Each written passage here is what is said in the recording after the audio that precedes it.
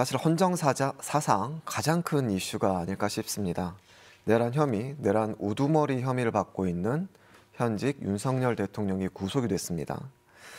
의원님, 이 과정에 좀 직접 참여도 하시고 곁에 좀 지켜보셨을 텐데 어떻습니까? 우리나라가 전 세계적으로 지금 글로벌 탑 8 국가 8번째 안에 들어가는 국가였지 않았습니까? 그만큼 대한민국 국민들의 자부심과 자존심은 굉장히 컸었죠. 이것이 비상계엄 사태 이후에 하루아침에 정말 전 세계의 조롱거리와 국격의 추락과 대한민국 국민의 자존심 추락들이 동반되어 있었습니다. 저도 심한 자괴감을 느끼고 역사가 한순간에 이렇게 후퇴할 수도 있구나.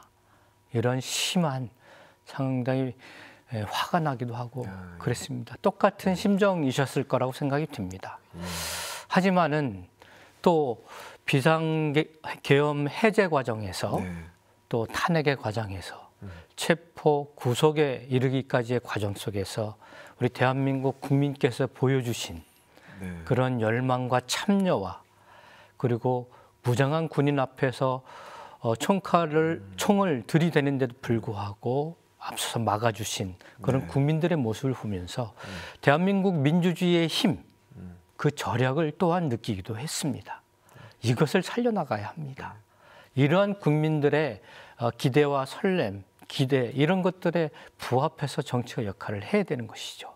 하루빨리 이러한 내란들을 종식시키고 대한민국 대전환의 기회들을 하루빨리 만들어내야 합니다.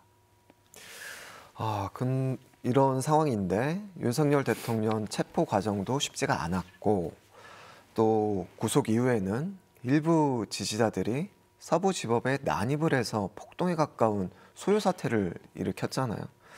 이런 좀 갈등 상황이 계속 이어지고 있는 상황인데 또 게다가 국민의힘 비상대책위원회가 낸 입장문에는 대통령의 구속 사유를 좀 납득하기 어렵다.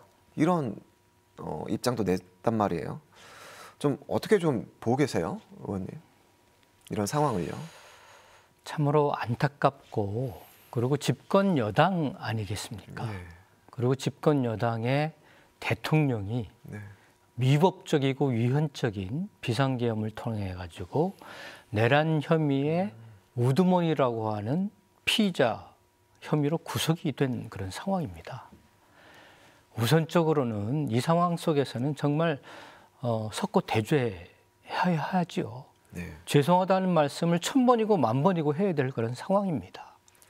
그리고 집권 여당으로서의 책임을 이 죽어가는 민생 경제와 경제를 회복하기 위한 그러한 집권 여당으로서의 책임을 최선을 다해야 되는 것이 자세이죠. 하지만 어떻습니까?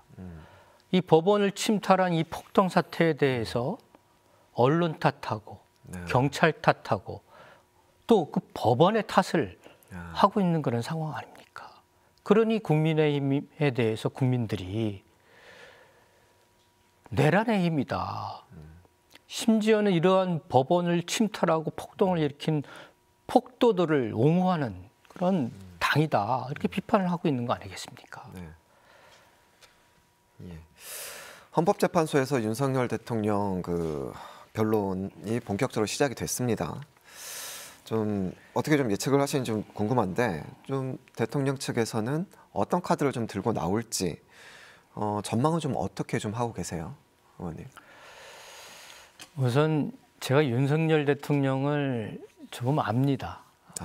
우리 강원도 이슈 때문에 춘천 속초간 고속철도 개통식할 때하고 강원특별자치도 출범식하기 전에 점심을 같이 한 적이 있었거든요. 이분은 이렇게 만나 뵈면은 이제 말씀을 많이 하시는 그런 스타일이세요.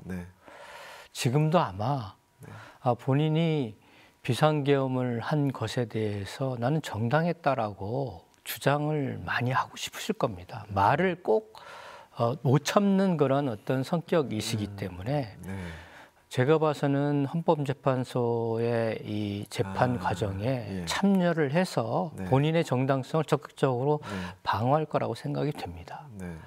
하지만은 또한 계속해서 체포나 구속의 과정에서 또 헌법재판소 재판의 과정 속에서 계속해서 권한쟁의 심판이다, 이의신청이다, 체포 적부심 신청이다 등등 다양한 법 기술을 동원을 해가지고 연기 전략을 펴오지 않았습니까?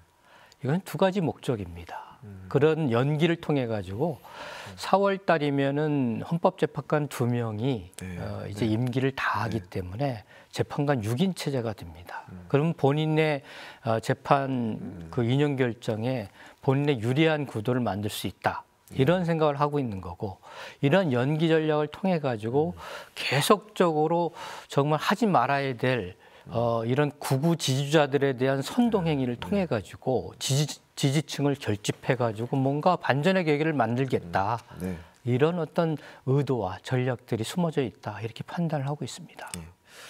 그런 자리에서 윤 대통령을 봤을 때 이제 느끼셨던 감정, 좀 이렇게 대화나 타협이 좀 힘든 분이신가요?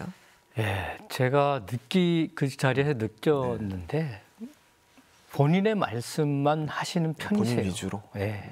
예. 거의 뭐 한 여러 언론에서도 많이 그 나왔었는데 1시간을 얘기를 하면은 한 50분은 혼자 말씀하시는 그러한 지적들이 언론에서도 있어 왔었습니다. 제가 경험한 것도 마찬가지였고요.